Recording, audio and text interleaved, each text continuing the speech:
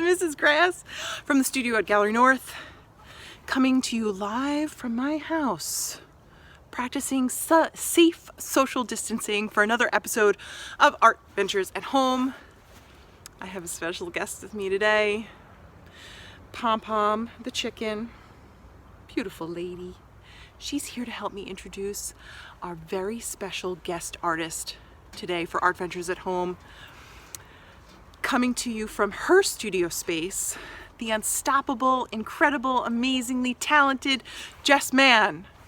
She's a teacher that offers classes and programs with us at the studio at Gallery North.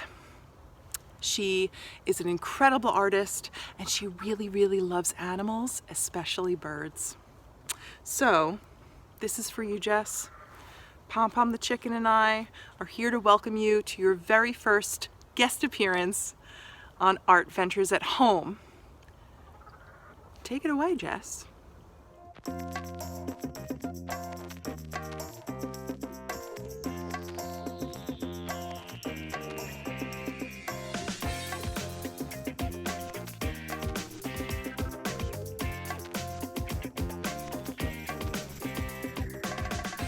Hi everybody, I'm Jess. I teach some art workshops over at Gallery North. I do drawing, painting, and printmaking, so hopefully once we get everything running again, you'll be able to join me.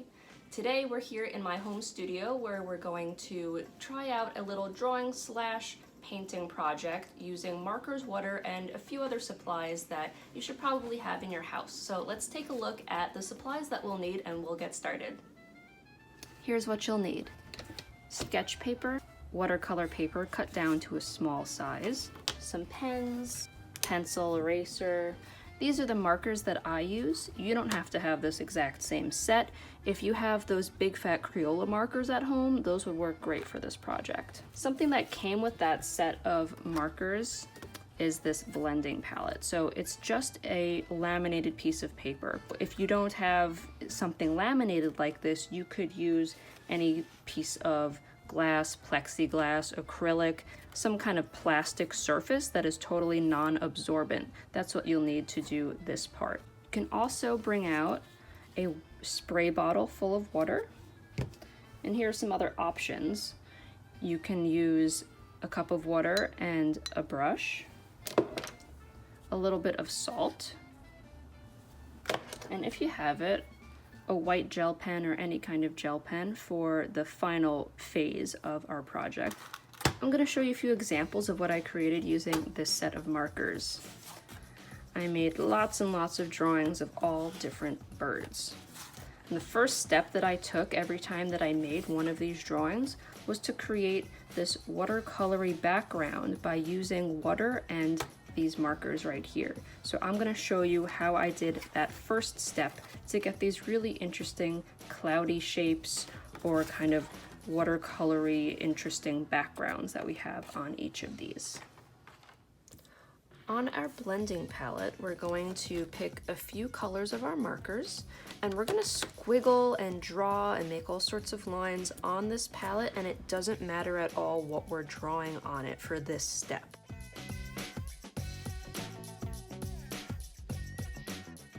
We're going to take our spray bottle, give it a couple sprays. Yeah. All right, and then we're gonna pick up our paper. And whatever side we're gonna be drawing on, that's the side we're gonna face down. So I'm gonna push it right down to the ink and maybe give it a little spread. You can give it a pat. All right.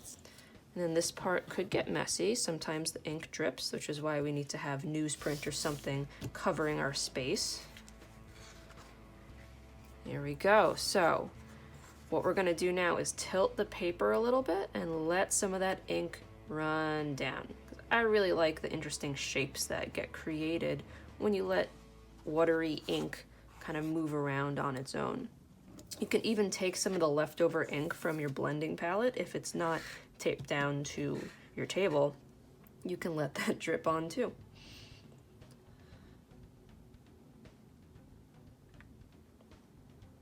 Cool. So there's a few more things that you can do before you're finished making your background. You could always pick up your spray bottle again, give it another spray in a certain area if you think it's too dry and you want it to move around a little bit more. You could also pick up your brush with some water. You can brush it around if you wanted to move that ink around a little bit more. Also, if you dip your brush in water, hold it above your paper and give it a little tap. That drops the water onto the paper, and then you're gonna get some really interesting designs happening just from dripping the water onto what's already on your paper. And then if you have it, you can take a tiny pinch of salt and sprinkle it in some of the areas of where it's wet. And you don't want to have too much salt in any one area. It's a little bit more like putting sprinkles on a cupcake. So you're just sprinkling it around in some areas. So what happens with the salt, if you've maybe done this with watercolors, you'll find that the salt soaks up the water. So we're going to let it totally dry, and the salt is going to do its thing, soaking up the water in some areas. The ink is going to dry onto the paper, and then once we let our papers dry, which doesn't take very long at all, then we'll be able to move on to the next step. While we're letting our ink dry, now is time to think about what we're going to draw. I marked a few pages of some birds that I'm really interested in, that I really like the shapes that they make, like these flamingos or owls. So I was looking at this page of owls and I was very drawn to this big one over here. It's called the Buffy Fish Owl. And so I decided this is going to be a good one that I can try to draw, and I'll show you how I start sketching. And you can sketch this owl along with me if you would like to, but you can always draw something else that you want to also.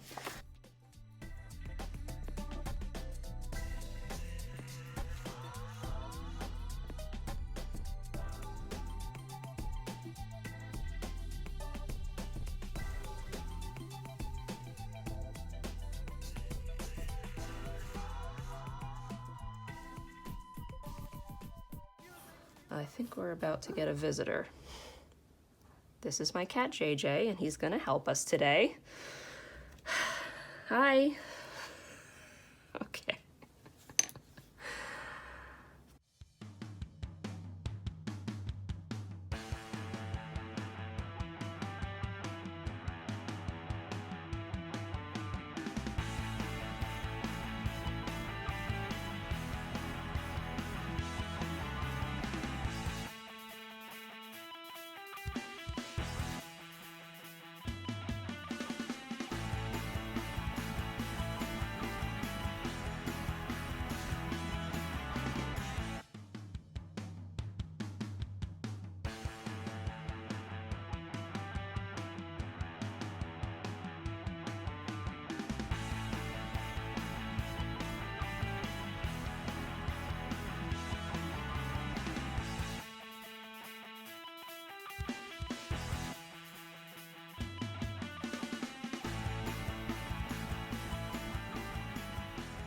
Now that all my papers are dried, I'm gonna take a look at how they came out. This first one, I can see this was just ink. I didn't add any other droplets of water. I didn't add any salt. So we just end up with a very soft kind of texture with that ink.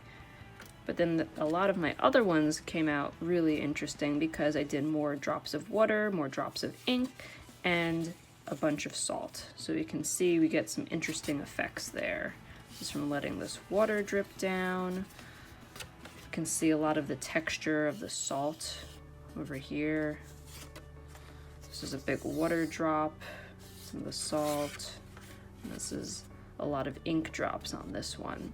So I'm gonna take a look at my sketch and figure out where I want my owl to go.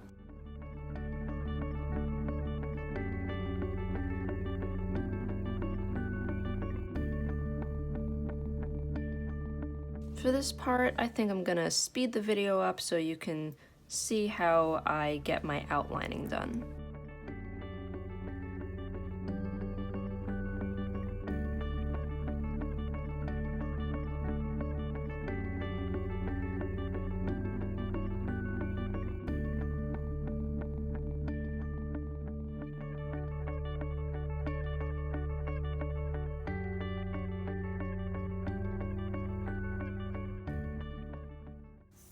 Now I'm ready for my markers. So what I like to do is start with my darkest shadow areas. So I pulled out 2 of my darker color markers that were in my set.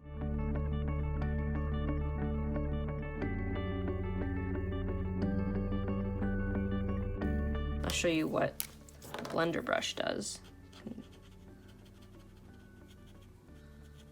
So it picks up some of the color, and that can be used in other areas. It can drag it around, kind of like a brush with paint. It pushes it around in a really cool way. So this is a nice alternative to regular painting or regular drawing. It's a little bit of both.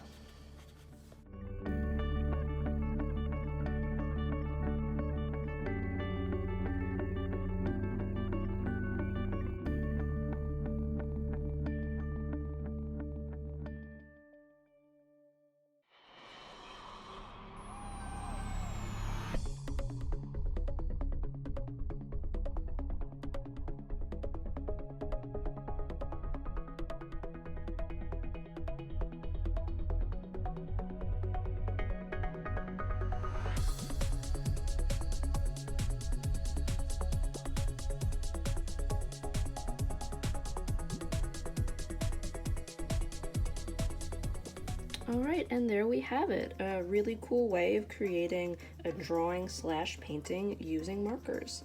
And if you've stuck around to the end, I have some very special bonus content. I'm taking care of some baby squirrels right now because I volunteer with a nature center, which is a wildlife rehabilitation center right here on Long Island. This is one of my tiny little babies that I am feeding about 4 or 5 times a day. They drink goat's milk, and he is, or she is, about maybe 3 or 4 weeks old. And I have a few others, so I'm just showing you this one right here because she's the littlest one. All right, thanks for watching.